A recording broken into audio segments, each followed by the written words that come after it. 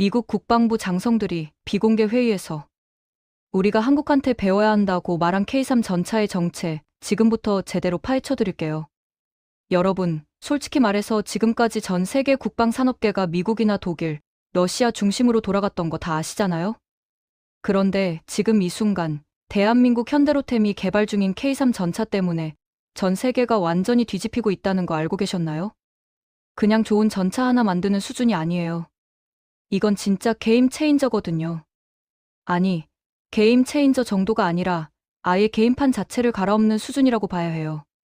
현대로템이 발표한 내용을 보면 6세대 전투 전차라는 표현을 쓰는데 이게 무슨 의미인지 제대로 이해하려면 좀 깊게 파고들어야 해요. 일단 기본적으로 전차라는 무기 체계가 어떻게 발전해 왔는지부터 짚고 넘어가야 하는데요. 1세대는 제1차 세계대전 때 처음 등장한 그 투박한 철 덩어리들이었고 2세대는 제2차 세계대전을 거치면서 본격적으로 화력과 기동성이 강화된 시기였죠.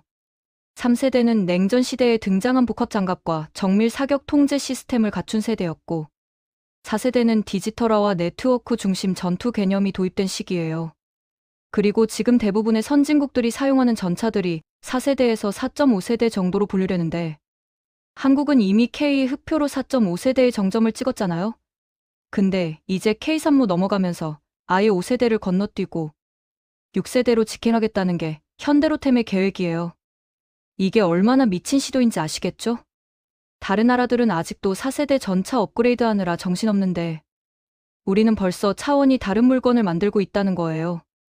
미국의 에밀 에이브람스는 분명히 강력한 전차죠.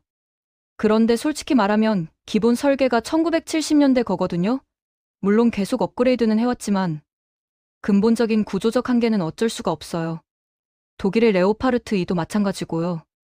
러시아의 T-14 아르마타는 이론상으로는 혁신적인 설계라고 하는데 실제로 양산도 제대로 안 되고 있고 실전 배치도 불투명한 상황이잖아요.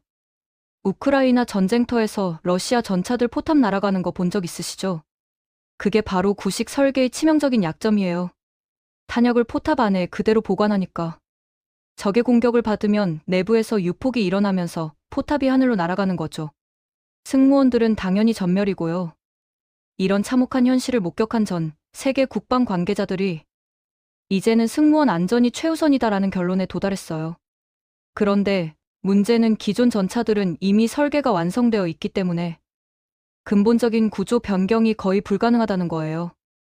에이브람스를 뜯어고치려면 사실상 새로 만드는 게 나을 정도로 비용이 엄청나게 들어가요. 레오파르트도 마찬가지고요. 근데 한국은 어떻게 했냐? 아예 백지에서 다시 시작한 거예요. K 흑표를 만들면서 쌓은 노하우를 바탕으로 완전히 새로운 개념의 전차를 설계하기 시작했죠. 이게 바로 K3의 출발점이에요. K3의 가장 혁신적인 부분은 바로 승무원 배치 방식이에요.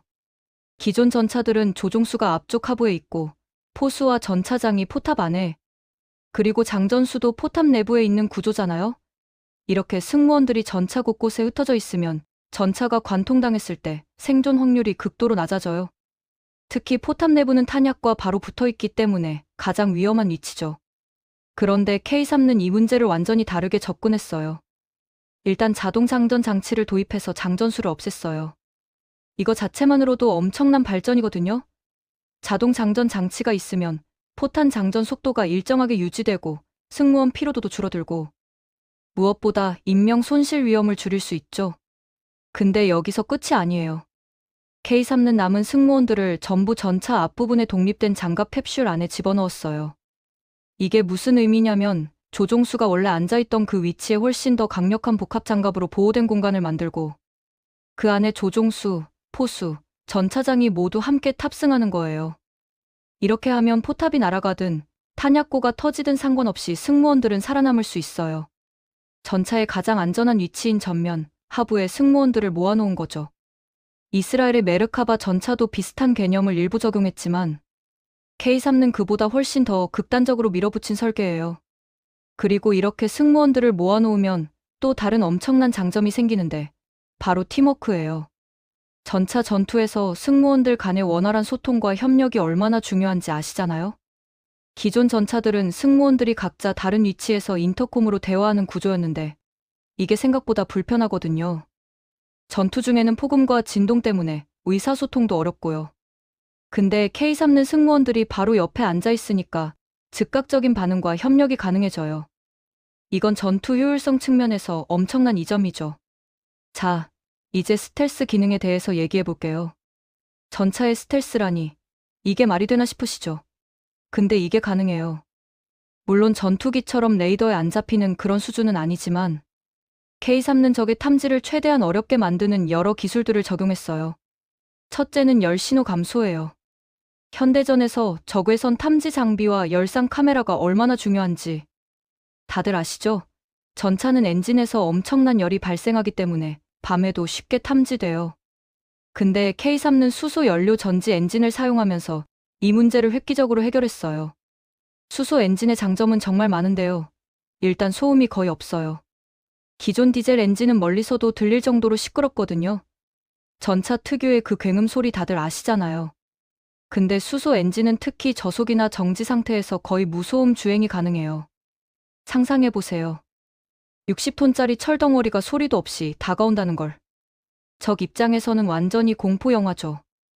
우크라이나 전장 영상들 보면 드론 소리, 포탄 폭발 소리, 기관총 소리로 난리인데 그런 혼란 속에서 조용히 접근하는 전차는 정말 보이지 않는 적과 다름없어요. 그리고 열 발생도 디젤 엔진보다 훨씬 적어요.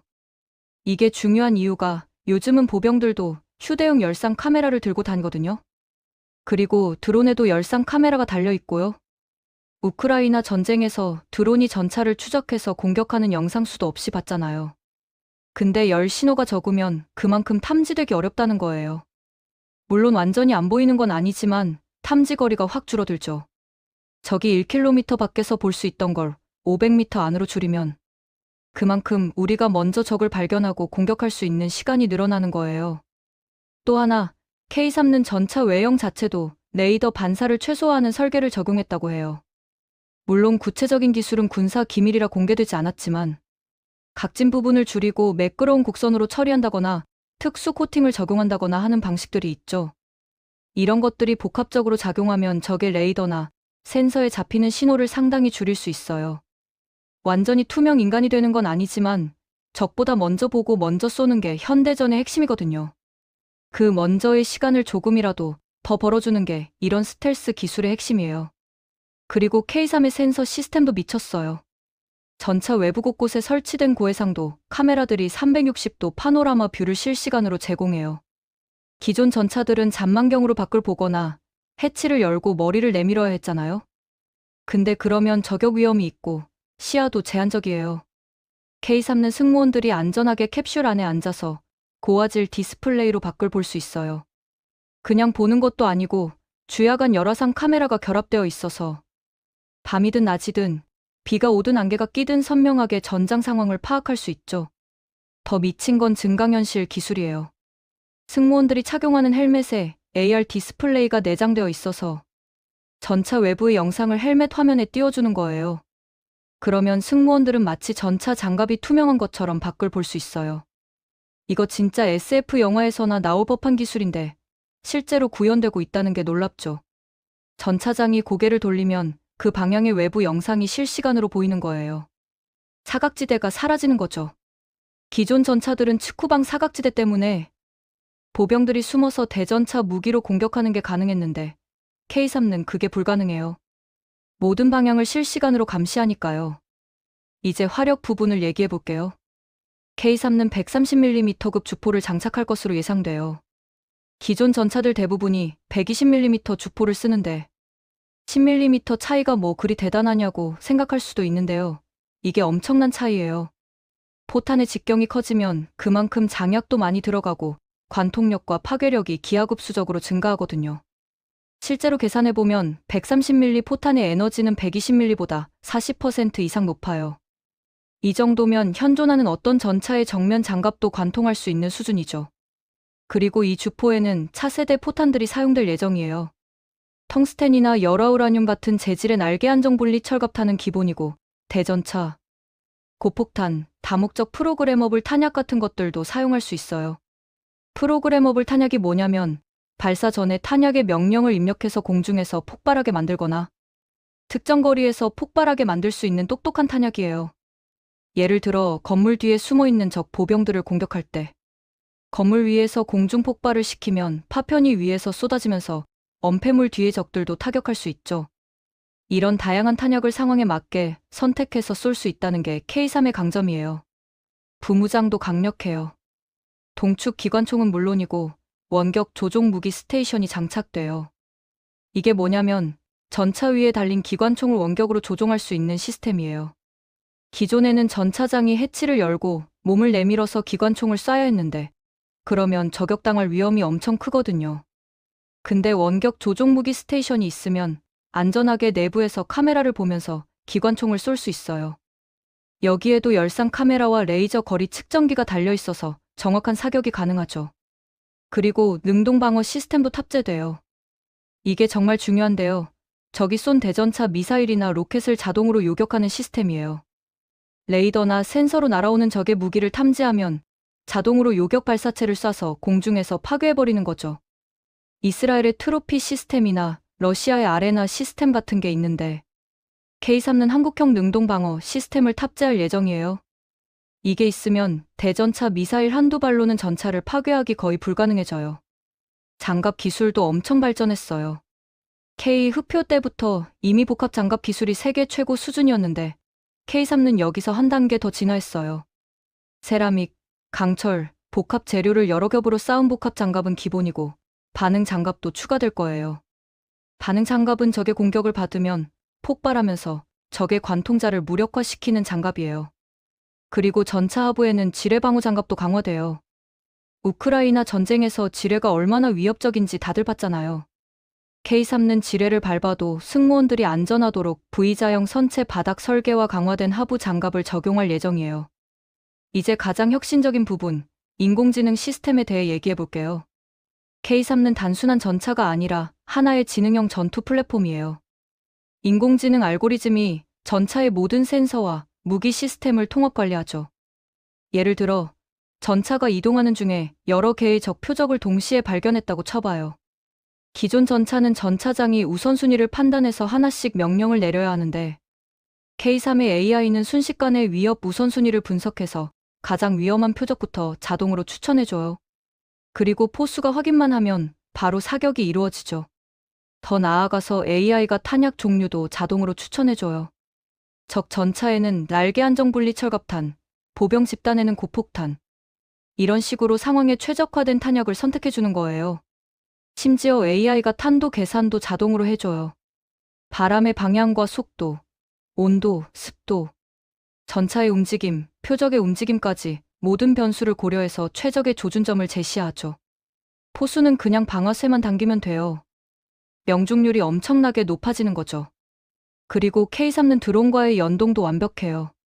전차 자체에서 소형 정찰 드론을 발사할 수 있고 이 드론이 전방을 정찰하면서 적의 위치를 실시간으로 전송해줘요. 전차 승무원들은 안전하게 엄폐 상태에서 드론이 보내주는 영상을 보면서 적의 위치를 파악하고 적이 모르는 사이에 기습 공격을 할 수 있죠. 또한 공격 드론과도 연동돼서 전차가 직접 접근하기 위험한 상황에서는 드론을 보내서 공격할 수도 있어요. 이건 진짜 게임 체인저예요. CSISR 시스템에 대해서도 얘기해야죠. 이게 뭐냐면 지휘, 통제, 통신, 컴퓨터, 사이버, 정보, 감시, 정찰을 모두 통합한 시스템이에요. 영어로는 CSISR이라고도 하는데 한국은 여기에 사이버까지 추가해서 COISR 또는 CSISR이라고 불러요. K3는 이 시스템을 완벽하게 탑재해요.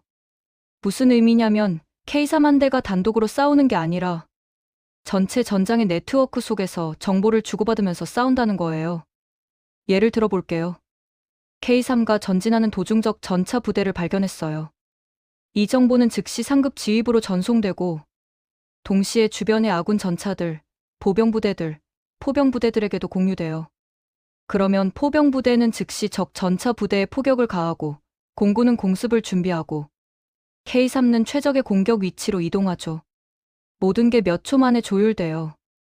이게 네트워크 중심 전투예요. 정보가 모든 부대에게 실시간으로 공유되니까 각 부대가 독립적으로 판단하고 행동할 수 있으면서도 전체적으로는 완벽하게 조율된 작전을 수행할 수 있는 거죠. 반대로 아군 부대나 상급 지휘부가 적의 위치를 파악하면 그 정보도 즉시 K3에 전송돼요. K3의 디스플레이에는 전투 지역의 모든 아군과 적군 위치가 실시간으로 표시되죠. 마치 게임에서 미니맵 보는 것처럼요. 전차장은 이 정보를 보면서 어디로 이동할지, 어떤 적을 먼저 공격할지 판단할 수 있어요. 이런 시스템이 있으면 아군끼리 오인 사격하는 사고도 거의 일어나지 않고 전투 효율성은 엄청나게 높아지죠. 그리고 사이버 전장에서도 K3는 활약해요. 적이 전자전을 걸어서 우리 통신을 교란하려고 시도하면 K3의 사이버 방어 시스템이 자동으로 대응해요. 주파수를 바꾸거나 암호화 방식을 변경하거나 혹은 적의 전자전 장비를 역추적해서 위치를 파악하고 공격할 수도 있죠. 현대전은 물리적 전투만큼이나 전자전과 사이버전이 중요한데 K3는 이 모든 영역에서 대응할 수 있도록 설계됐어요. 위성통신 시스템도 탑재돼요. 기존 전차들은 무전기로 통신하는데 이게 거리가 멀어지면 통신이 안 되고 지형 때문에 막히기도 하거든요. 근데 위성통신이 있으면 전 세계 어디서든 실시간으로 통신할 수 있어요. K3과 적진 깊숙이 침투해도 상급 지휘부와 계속 연결될 수 있다는 거죠. 이건 작전의 유연성을 엄청나게 높여줘요. 자, 이제 좀 더 구체적인 전투 시나리오를 상상해 볼게요. 한반도에서 전쟁이 발발했다고 가정해봐요. 적의 기갑 부대가 남쪽으로 진격하고 있어요. K3 부대가 요격 임무를 받고 출동했어요. K3들은 조용히 이동하면서 전방에 정찰 드론을 날려요. 드론이 적 전차 부대를 발견하고 실시간으로 위치를 전송해줘요. K3의 AI는 즉시 적 전차들의 이동 경로를 예측하고 최적의 매복 위치를 계산해서 제안해요. 전차장이 승인하면 K3들은 조용히 매복 위치로 이동해요. 적 전차들이 사정거리 안으로 들어와요. 근데 적들은 K3의 존재를 전혀 모르고 있어요. 열 신호도 적고 소음도 적고 레이더 반사도 적으니까요. K3의 AI가 적 전차들의 우선순위를 분석해요. 가장 위협적인 적 지휘 전차를 1순위로 설정하죠. 포수가 확인하고 사격 버튼을 눌러요. 130mm 날개 안정분리 철업탄이 발사돼요. 적 지휘 전차의 정면 장갑을 관통하고 내부에서 유폭이 일어나요. 거의 동시에 다른 K3들도 사격을 시작해요. 몇 초 만에 적 전차 여러 대가 파괴돼요. 적들이 당황해서 반격을 시도해요. 대전차 미사일을 발사하죠. 근데 K3의 능동방어 시스템이 작동해서 미사일을 공중에서 요격해버려요. 적들은 더 당황하고 K3들은 계속 정확한 사격을 퍼부어요. 자동 장전 장치 덕분에 장전 속도도 일정하고 빨라요. 적 전차들이 하나둘씩 불타오르고 살아남은 적들은 퇴각을 시도해요. 근데 K3의 드론들이 적들의 퇴각로를 감시하고 있어요. 퇴각하는 적들의 위치 정보가 아군 포병에게 전달되고 포병들이 정밀 타격을 가해요. 전멸이죠. 이 과정에서 K3 부대는 단 한 대의 손실도 없어요. 적의 공격을 능동방어 시스템으로 막았고 강력한 장갑 덕분에 명중당한 포탄도 관통하지 못했거든요. 승무원들은 안전한 장갑 캡슐 안에서 전투를 치렀고 부상자도 없어요. 이게 K3가 추구하는 전투 방식이에요. 압도적인 화력과 방어력, 그리고 첨단 정보 시스템으로 적을 일방적으로 제압하면서도 아군 피해는 최소화하는 거죠. 이런 능력 때문에 전 세계 국방 관계자들이 K3에 주목하는 거예요. 특히 미국은 지금 에밀 에이브람스의 차기 대체 사업을 고민하고 있는데 K3가 그 해답이 될 수 있다고 보는 시각도 있어요. 물론 미국이 한국에서 전차를 수입한다는 건 자존심 상하는 일일 수도 있지만 실용주의적으로 보면 최고의 성능을 가진 무기를 선택하는 게 맞잖아요? 실제로 미군이 K9 자주포를 도입하는 방안을 검토하고 있다는 보도도 있었고요. 폴란드는 이미 K 흑표를 대량으로 구매했어요. 1000대 이상 도입한다는 계획이죠. 이게 얼마나 대단한 거냐면 단일 수출 계약으로는 역대 최대 규모예요. 폴란드는 원래 독일제 레오파르트 2를 쓰던 나라인데 K의 성능을 보고 아예 주력 전차를 교체하기로 결정한 거예요. 그리고 K3가 나오면 그것도 도입을 검토하겠다고 벌써 의사를 밝혔어요. 이게 무슨 의미냐면 한국 전차 기술을 인정한다는 거죠. 중동 국가들도 관심이 엄청나요. 특히 사우디아라비아와 UAE 같은 나라들은 최신 무기 도입에 적극적인데 K3에 큰 관심을 보이고 있어요. 이 나라들은 예산도 충분하고 실전 배치도 적극적으로 하는 나라들이라 한국 입장에서는 매력적인 시장이죠. 그리고 동남아시아 국가들도 한국 무기를 선호하는 경향이 있어요. 인도네시아, 태국, 필리핀 같은 나라들이 K나 K3 도입을 검토할 가능성이 크죠. K3의 개발이 성공적으로 완료되면 한국은 명실상부한 세계 최고의 전차 기술 보유국이 돼요. 이미 K 흑표로 그 가능성을 증명했고 K3로 확실하게 정상에 오르는 거죠. 생각해보세요. 불과 몇십 년 전만 해도 한국은 외국에서 전차 기술을 배워오던 나라였어요. 초기 전차들은 미국제 부품을 조립하는 수준이었죠. 근데 지금은 완전히 독자 설계하고 오히려 다른 나라들이 한국 기술을 배우려고 하는 상황이에요. 이게 얼마나 대단한 발전인지 아시겠죠? 이런 발전의 배경에는 한국의 엄청난 투자와 노력이 있어요. 방위 산업에 꾸준히 연구개발비를 투자했고 우수한 엔지니어들을 양성했어요. 현대로템 같은 기업들이 민간 분야에서 쌓은 기술을 국방 분야로 적용하면서 시너지가 일어났죠. 자동차 기술, 철도 기술, 건설 장비 기술 같은 게 전차 개발에 응용된 거예요. 엔진, 변속기, 현가 장치 같은 핵심 부품들을 자체 개발할 수 있었던 것도 이런 기술 축적 덕분이에요. 또한 한국은 실전 경험과 지리적 특성을 전차 개발에 반영했어요. 한반도는 산이 많고 강이 많아서 전차가 운용되기 어려운 지형이거든요. 그래서 K부터 이미 뛰어난 기동성과 도하 능력을 갖추도록 설계됐어요. K는 물에 둥둥 떠서 강을 건널 수 있는 수상 주행 능력이 있어요. 이건 세계에서 몇 안 되는 전차만 가지고 있는 능력이죠. K3도 이런 능력을 계승하거나 더 발전시킬 거예요. 재밌게 보셨다면 구독과 좋아요, 알림 설정 부탁드립니다.